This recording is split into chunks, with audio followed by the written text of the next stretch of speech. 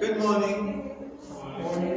We have some folk that are not well this morning. Pastor Duncan gives his apologies. His wife, Connie, she fell. So she's recovering and he just needs to be with her at this time. Then we have some mothers that are not well with the rain and they're having Mother's Day home.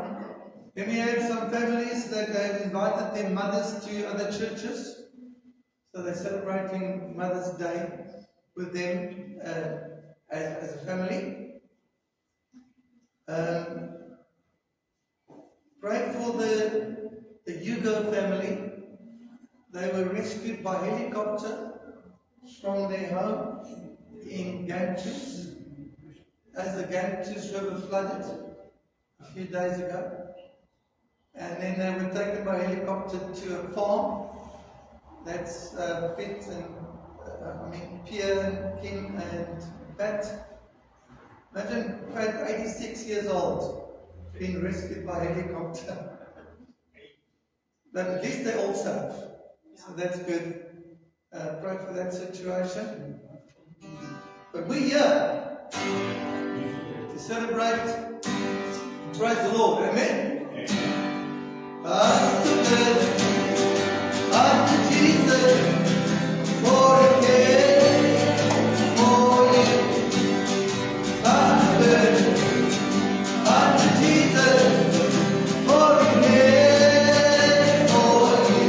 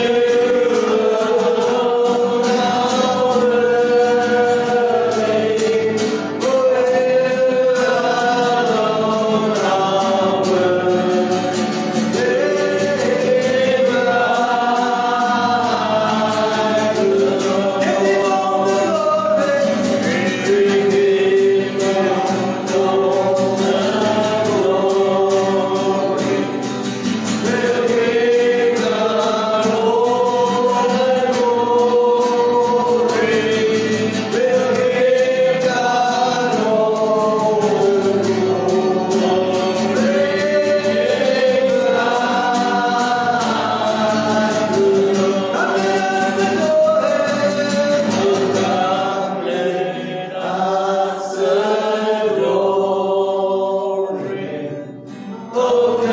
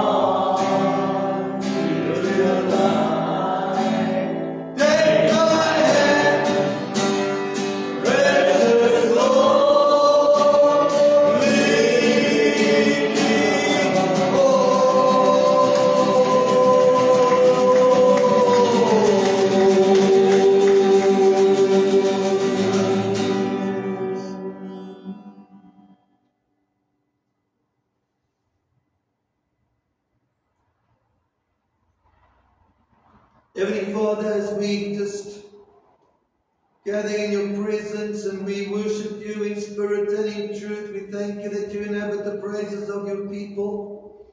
Thank you, God, for your burden removing, yoke destroying power. Thank you, God, for keeping us safe and protecting us at this time. We just lift up the people of Kingsway. We lift up Pierre, we lift up Kim, we lift up Pat, we lift up Sarah, we lift up Rulof, we lift up their parents at this time, Father. And God, we pray for all of those that homes were flooded at this time.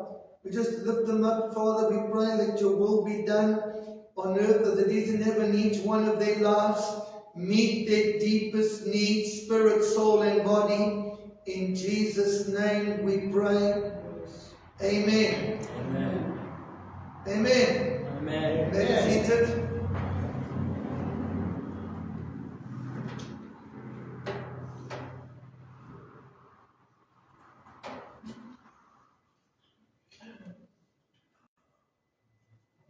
Robin, the children are not going to come forward today. Okay. They're going to come next week. All right. And if you tell the congregation, even Pat got on the roof of the house. 86-year-old Pat got rescued by a helicopter. Yeah, on the roof of the house. All right. Turn in your Bibles to Hebrews chapter 6. We're dealing with hope, and this morning we're dealing with, thank God, that we have a strong hope in Christ. Hebrews chapter 6.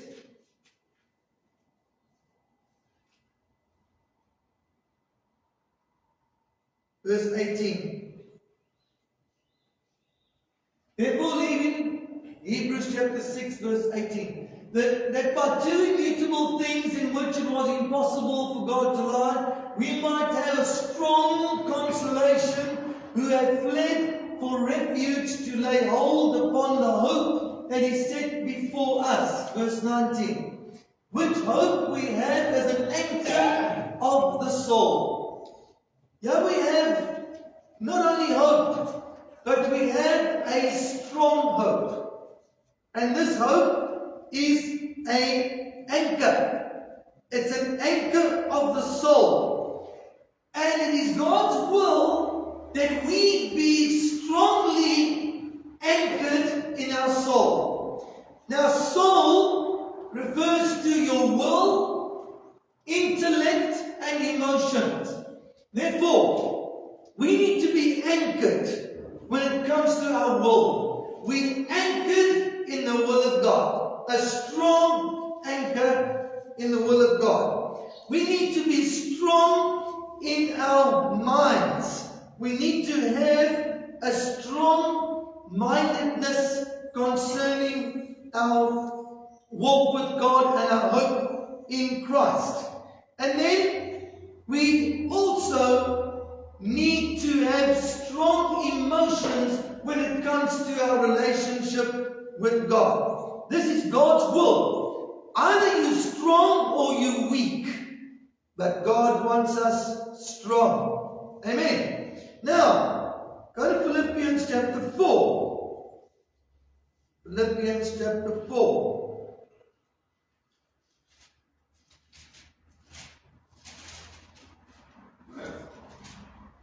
Philippians chapter 4, verse 13.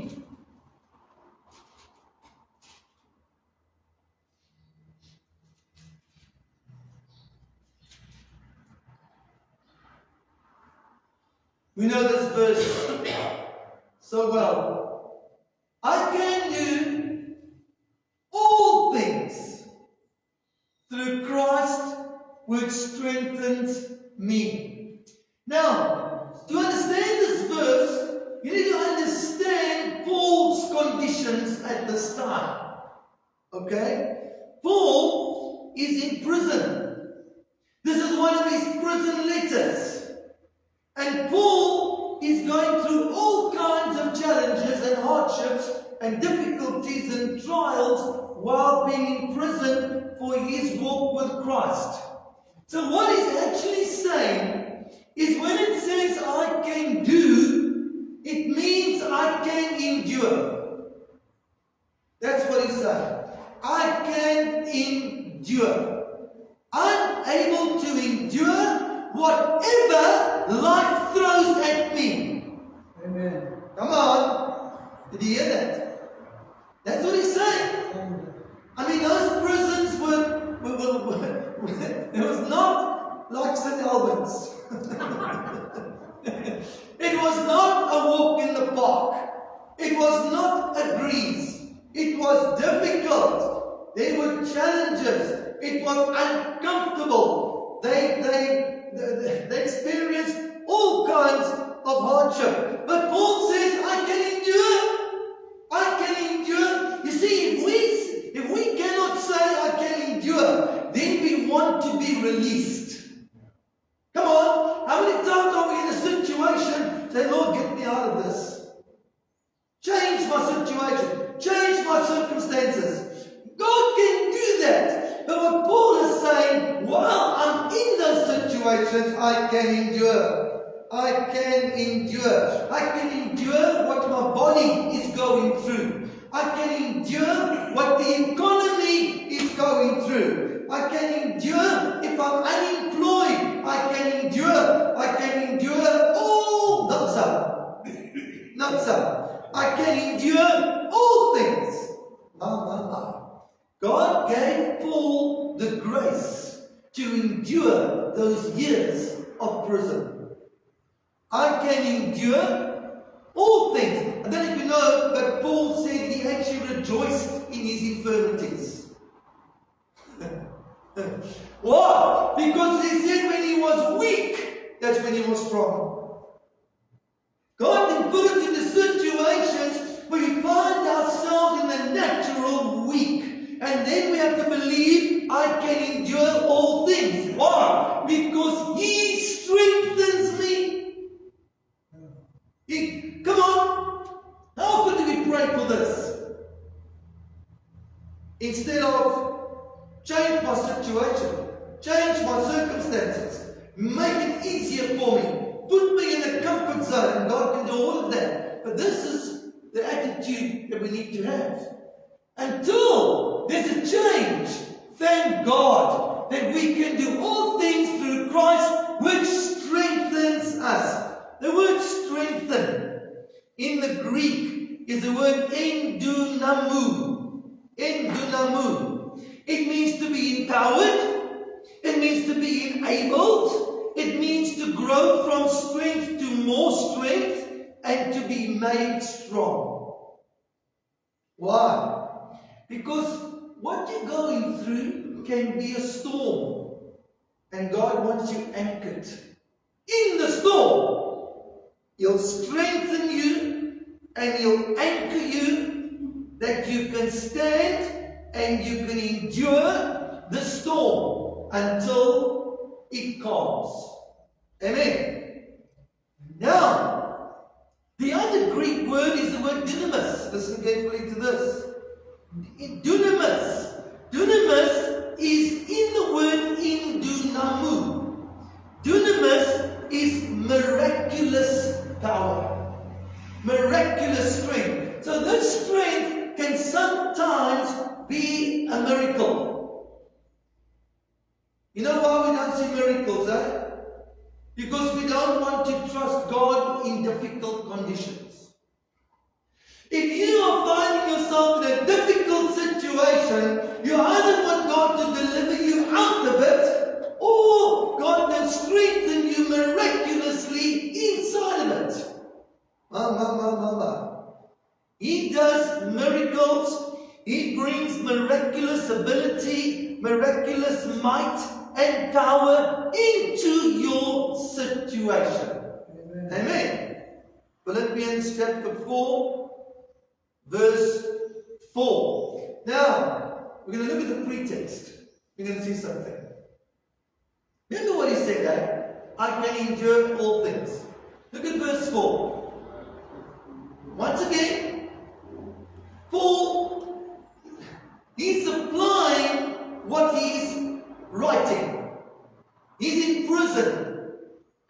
he's now saying, rejoice in the Lord always.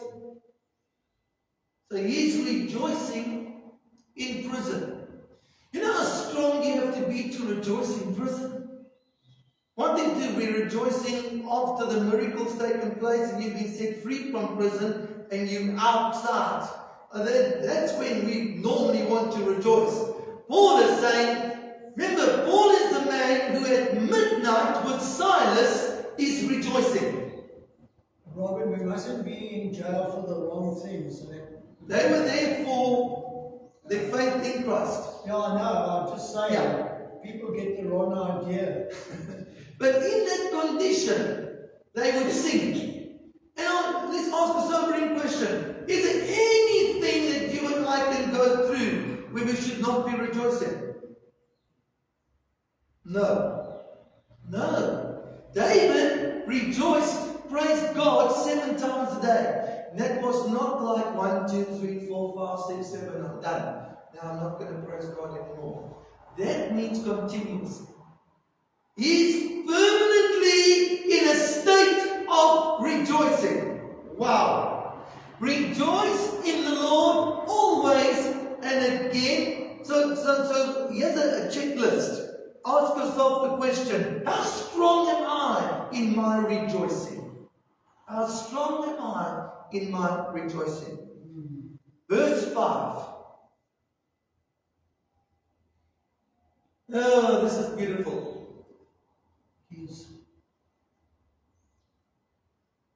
Let your gentle spirit, your graciousness, unselfishness, and mercy, tolerance, and patience be known to all. Now, think about that. When you're in prison, it's so easy to think of yourself. Woe is me. What have I done? When am I going to get set free? When am I going to get out of this? But when you're strong in the Lord, your focus is not on you. You want to show that's your moderation, that's your gentle spirit. You want to show Christ this hope, this strength that you've got. You want to show it to others. Remember, Psalm 23 towards the end. Surely goodness and mercy will follow me. Where am I going? I'm in prison.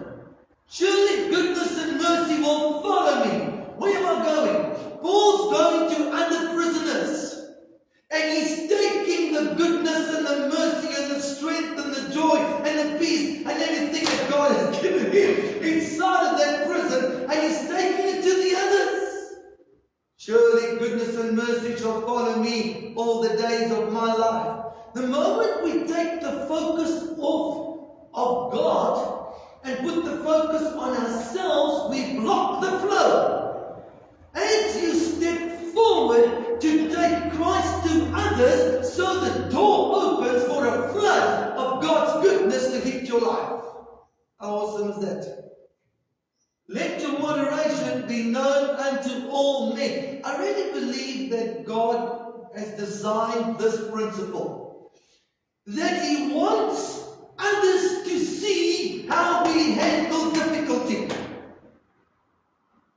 He wants others to see how we handle sickness.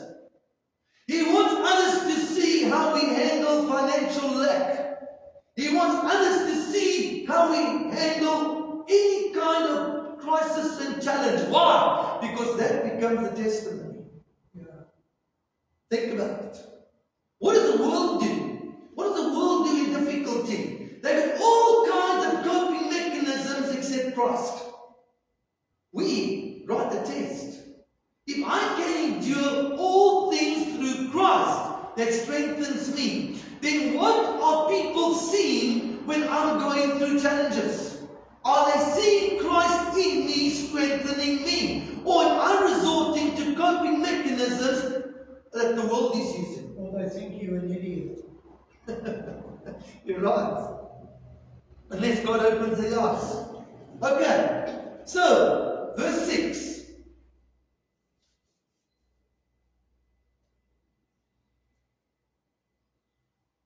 Are you strong in prayer.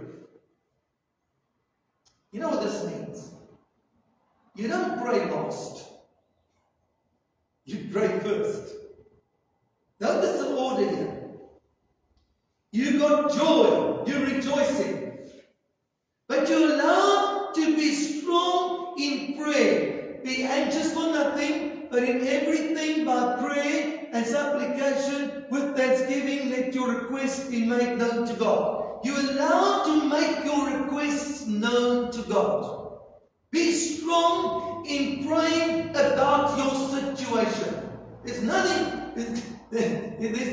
wrong with that. Okay? God wants us to talk to Him about the situation that we find ourselves in. Absolutely. Be strong in that. But make sure that you're strong in thanksgiving. Never pray and make petition and ask God for anything without thanking Him for everything. Can you imagine that you're in prison, you're in the stocks, you like wooden stocks. That's where they put the prisoners as well. Now you can't move. Now you say, Lord, I just want to thank you that I'm alive. I might be in prison, I might be in stocks, I can hardly move, this is a difficult condition, but I still thank you that I'm alive. This is what thanksgiving means. Thanksgiving is to be strong in knowing what is still going well. You know why that's important, church? Because we lose perspective. You know how quickly you can begin to forget about what to thank God for, and all you focused on is your situation, the issue, the problem, the trial, the crisis. Whatever you are facing, that must never become more important than thanksgiving. Rejoicing and thanksgiving go together. As Paul and Silas began to praise God at 12 o'clock, the result was an earthquake. So, when we have an attitude of gratitude and appreciation and thanksgiving in a difficult situation, you never know when you are about to see a miracle take place in your situation, because you've got a thankful heart in the midst of it. You don't say, Lord, get me out of this and I'll thank you once I'm out of it. No. You thank God for everything that's still going well in your life while you're in it. And you might just experience the miraculous power of God. Amen. So be strong in thanksgiving. Verse 7. And the peace of God, which passes all understanding, will keep your hearts and minds through Christ Jesus. How strong are we in peace? Now think carefully what I'm saying. Can a situation, a sickness, a trial, an accident, a crisis, whatever comes upon us, can that rob us of our peace? No. Unless we allow it. Be anxious for nothing. That's a choice. In other words, when it's going well, we have peace. What we need to do is guard our hearts. The Bible says, let the peace of God rule in your heart. You know what that means? That means my peace that passes all understanding of God in my heart is an unconditional state. It doesn't matter what happens. God doesn't take that peace away. If God gave it to me, He gave it to me unconditionally. I need to preserve that peace, and I need to make sure that nobody or nothing can remove that peace from me. God wants me to be sustained by His peace unconditionally, irrespective of what situation I find myself in. You know why that's important, church? Because it's when you have the peace of God that passes all understanding, you'll hear a still small voice of the Holy Spirit lead you in the midst of your situation. And sometimes the peace of God will lead you. I can imagine Paul and Silas. It's the peace of God that's ruling in their hearts that causes them to feel prompted at midnight to sing. When you don't have peace, I promise you, you don't want to sing. You want to grow, you want to moan, you want to complain, you want to criticize. That's evidence that you've lost your peace. When you've got peace in your heart, you'll hear the still small voice of the Spirit lead you in the midst of your situation. Amen? That's why we talk about you can be up in spirit, but down in body. Your body is not doing well, but you're up in spirit because you're sustained by the peace of God. Now verse 8. See, all of these,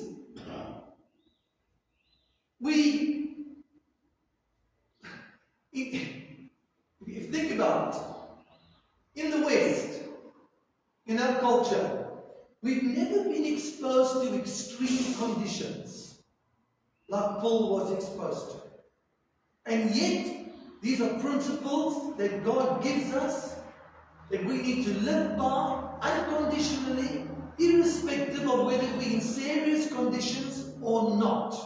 Let's not think that because we're not going through very difficult times, we shouldn't be practicing these things. We still need to have these principles applied in our lives.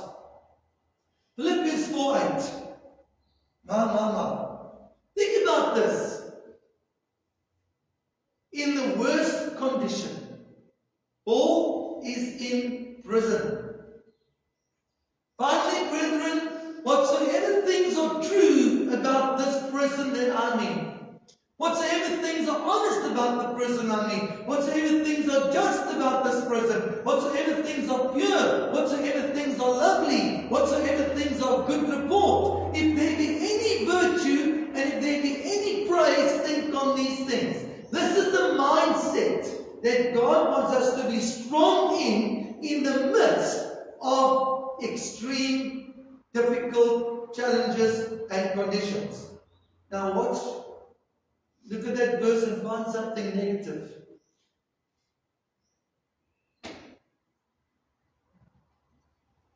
Nothing.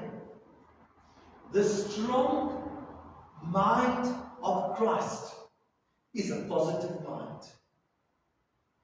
It doesn't entertain negativity. It's looking, you see, it's looking at the situation from God's perspective. God sees what we don't see. Proverbs 3:5-6 says, trust in the Lord and lean not on your own understanding. Simple example. Simple example, church. Watch. If I look at us from my perspective, what do I see? I see a handful of faithful men and women in this room, in this church this morning. But what does God see? God sees, watch, this place is full. God sees them standing outside the door because there's no space inside.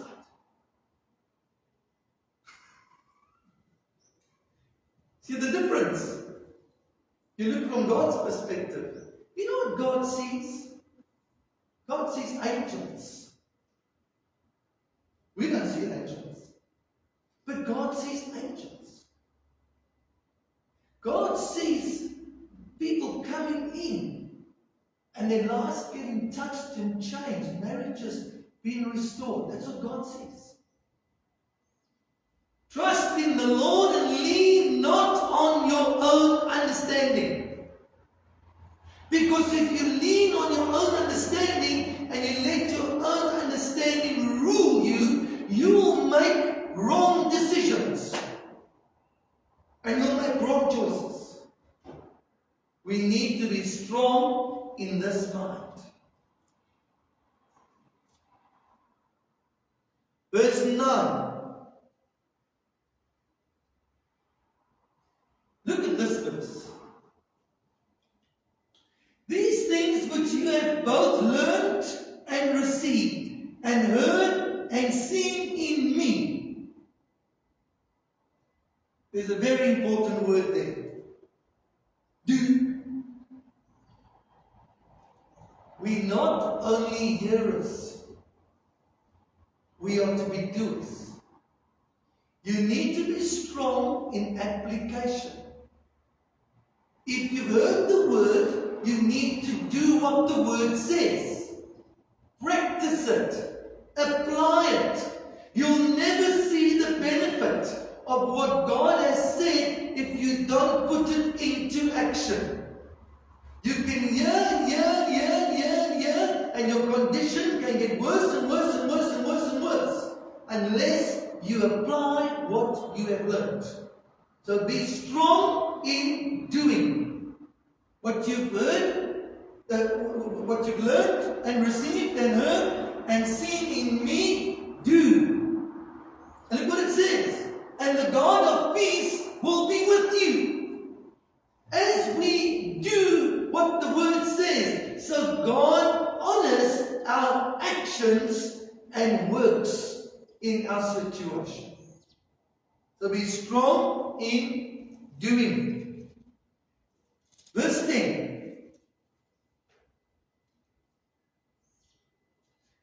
I rejoiced in the Lord greatly, that now at the last your care of me has flourished again, wherein you were also careful, but you lacked opportunity. He's writing to the church in Philippi, out of prison. And he's rejoicing that this church began to care about the Apostle Paul. They began to show care, and practically, you wonder what that meant. Did they visit him in prison? Did they bring him food? They bring him clothing? Something. But he's rejoicing in that this church is now taking care. So it's the same thing, that as surely goodness and mercy is following me, I'm taking the goodness and the mercy. Now, I don't ever thought like this. How can I care for others when I'm in so much need myself? How can I think of caring for others when I'm in so much trouble myself? But Paul's role modeling something here. He's writing this letter to the churches. He's caring for the churches. He's reaching out to the churches. The fact that he's in prison does not stop him. He's still going to minister. He's still going to care. So we need to be strong in caring. Be strong in caring. That way you are balancing, that you're not thinking more of yourself than others. Others have also got needs, and don't be surprised, while you're caring for others, God is caring for you. Be strong in caring. Now verse 11. Yo. Listen to this. Not that I speak in respect of want, for I've learned in whatsoever state that I am to be content. Verse 12. I both know how to be abased. You know what abased means? It means to be in need. And I know how to abound, to have my needs met.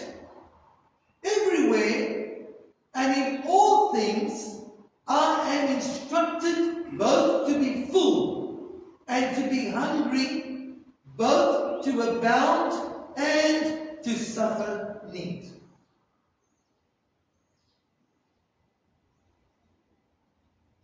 Every one of us, if we're honest, will experience what these verses are saying. There will be seasons where we will have more, and there will be seasons when we will have less. The question is, does it change us? If we have more, do we change if we have less? Paul says, no. I've learned to be content, irrespective of whether things get better or things get worse. Wow. That is a reflection that Paul has a relationship with God that sustains him unconditionally, irrespective of what he is facing. He's saying, I was content before I went to prison, and I'm content in prison, and I will remain content as long as I'm in prison, and I'll be content when I leave prison again, and the next time I go to prison, I'll be content. And that learning never stops, because the Bible says ever learning. Amen. If I am not content unconditionally, I'm weak. If I can endure all things through Christ who strengthens me, I need to be strong and be content in any situation. I've learned something. There's a season for everything. You go into a season, and then you need to see the other side. You're going to come out on the other side. And you write the test. And here the test is contentment. Will I be content? Unconditionally. Coming to a close. Verse 12. Sorry. Yeah, verse 12. Let's go back to verse 12. I both know how to be abased and know how to abound. Everywhere in all things I'm instructed both to be full and to be hungry, both to be abound and to suffer need. Have you had anybody ask you how you're doing, and you say to them, I'm fine under the circumstances? You need to ask the question, what are you doing under the circumstances? We do not live under the circumstances. We live above the circumstances. They that wait upon the Lord shall renew their strength. And what shall they do? They shall mount up on wings of eagles. That means you rise above your situation. If I want my situation to change, if I'm saying, God, change my situation, I'm out of His will. What I should be saying is, Lord, let me rise. Let me rise. Raise me above my situation, above my circumstances. Am I not seated with Christ in heavenly places? Yeah. Where the heavenly places? Far above my situation and my circumstances. Don't let anybody take you out of your seat. Stay above. So, anybody ask me, how are you doing? I'm doing fine above my situation, man. Above my circumstances. Verse 13.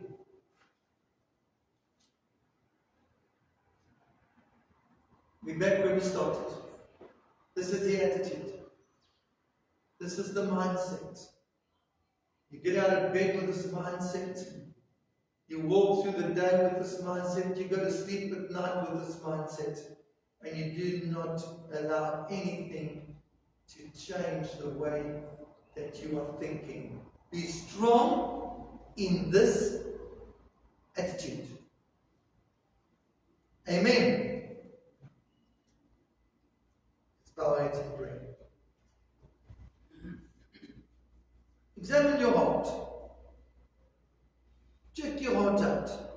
How are you doing?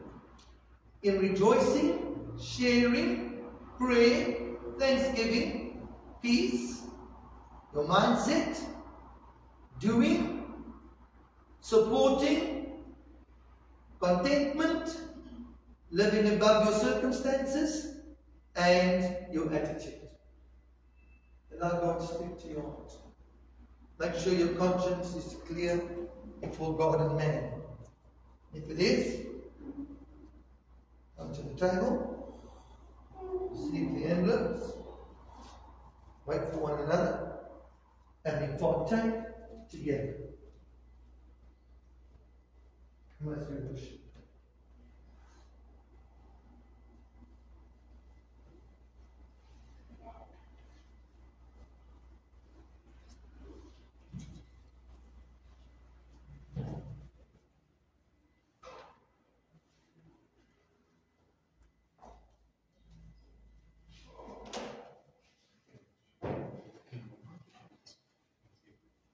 Is the song there, Terence?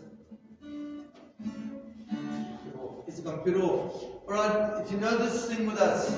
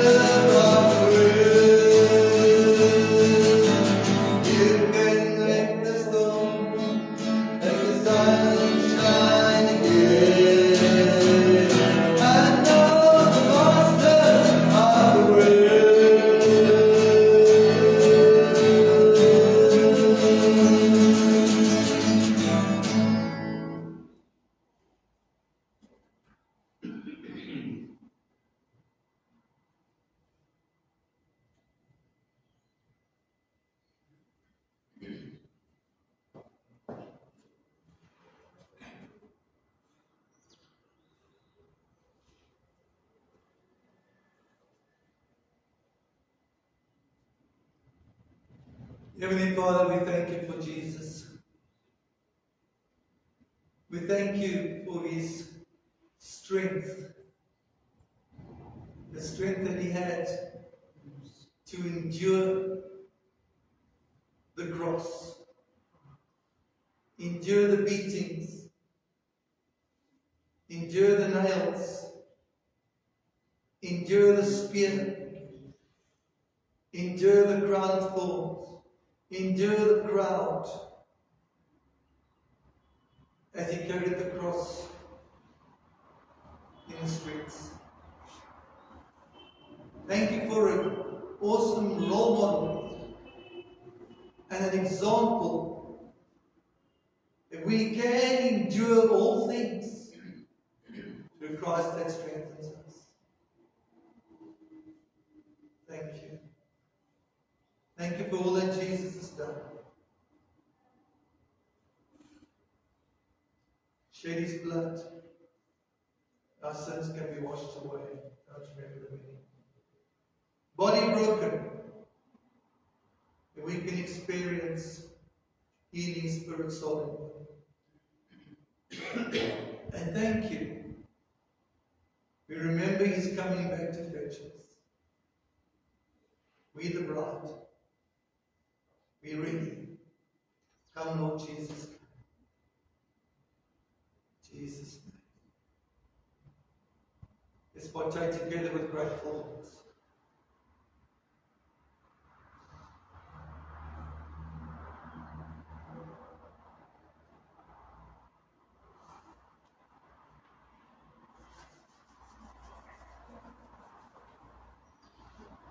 Any birthdays? Me tomorrow. You? Tomorrow is. Pastor Lawrence is having a birthday tomorrow. So let's sing to him.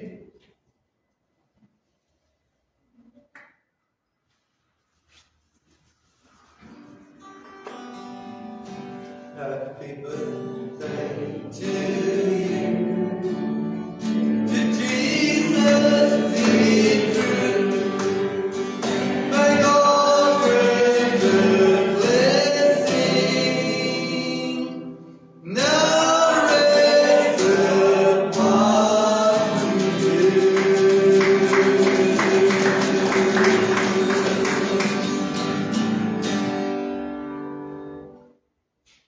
Want to say something, Pastor Lawrence? No.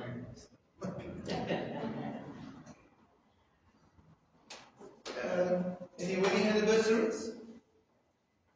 All right.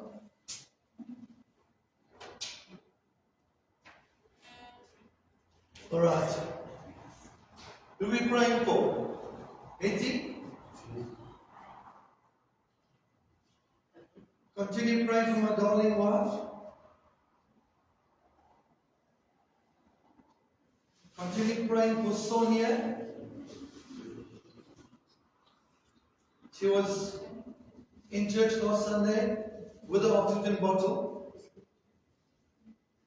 and she's waiting for results from Cape Town to get to see whether she qualifies for a lung transplant. But her attitude is awesome. She said, I'm content even if I don't get a lung transplant. And yet the bottle has replaced her lungs. She's permanently on oxygen. And she's still got a child in school. And her child in school. Nettie is going to be with us in a few weeks' time, eh? She's back the end of May, but she's spending a week in Joburg with her son, and then she'll be back Okay. second week of June. Awesome. And then continue praying for the Ganges family. Pray for Peter and Bev and Ty. Good report from Betty concerning her sister-in-law. Her daughter-in-law. Daughter-in-law Christy. Close. She's making progress. So that's good. And family all fine, Lawrence? All fine except Wayne's cousin in Cape Town, which we stayed with in December. She was at the hospital. They have now called in the husband. Okay. We're praying for that situation. Okay. Wayne's cousin. What's the name? Danielle. Danielle. Danielle. Daniel. Danielle. Okay. All right. Continue praying for Rena. Continue praying for Rita. And I've got good news about Stella. Remember Stella? Yeah. She's out of hospital and she's a funny, strong, tough self. That's what's coming from her granddaughter. So that's good. Continue praying for full recovery. And then pray for Pastor Duncan's wife, Connie. She fell and she injured her hip. So pray for her. Continue praying for Jeanette, Ruth. Continue praying for Ruth. Ruth's looking for another childcare center. Pray for that situation. And Richard had his MRR, so Oh, Richard. sitting this week when the ops due. Okay. So keep Richard in prayer. Richard's in the Livingston Hospital at this time. Oh, Sonia's brother Vessel admitted to Livingston Hospital, saying that he had a stroke. So they had him on the ventilator, and then a day later off the ventilator, and now he's stable, but he's still in hospital. So keep Vessel in prayer.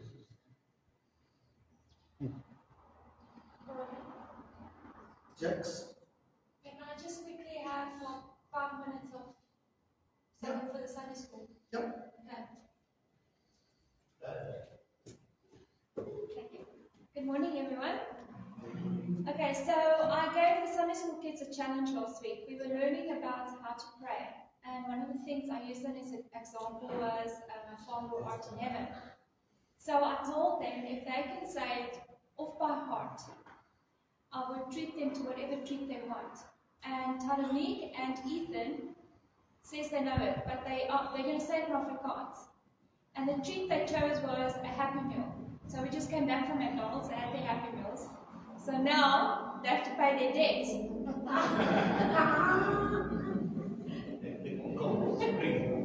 So must they come forward and They say have it? to come and say, Our Father who art in heaven in Well, Afrikaans. they're looking very happy. Okay, so who's going to be first? Thank you. You ready? Okay. Ons nou sê, as jy so. Jy moet net hard wat vra, hoor? Okay. Onze Vader wat in die hemel is, laat u naam geheilig word, laat u koninkryk kom, laat u wil geskied soos in die hemel net soos op die aarde. Gee ons vandag ons daaglikse brood en vergeef ons skuld. Want in u behoort die koninkryk, die krag en die heiligheid tot in ewigheid. Amen. Ethan, is jy gereed? Ons sal Saam sê. Ons sal dit saam sê, okay? Saam sê. Okay, is jy gereed? 1, 2, 3. Onze Vader wat in die hemel is, laat u naam geheilig word, laat u koninkryk kry kom, laat u wil geskied soos in die hemel net so op die aarde. Gee ons vandag ons daglikse brood en vergeef ons ons skuld.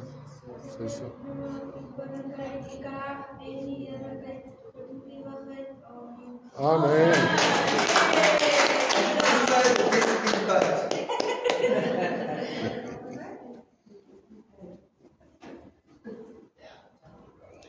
Now can Alice do it? Right. Drop your gift in the box, and if you're giving online, God bless you for your generosity. The Apostle Lawrence, and then you're welcome to have some tea and coffee with us at the back after the service. Apostle Lawrence, will you close in prayer, please? Thank you. Let's pray. Thank you for the blessings. Father God, we just give you all the praise, the glory, and the honor. Father, I want to thank you this morning for this family, Lord, Westside Christian Fellowship. Every person that is part of it, Lord. Father, the pastors, Father, the people that are online with us, Lord. We pray for all of them. Mm. You have heard our request this morning, Lord.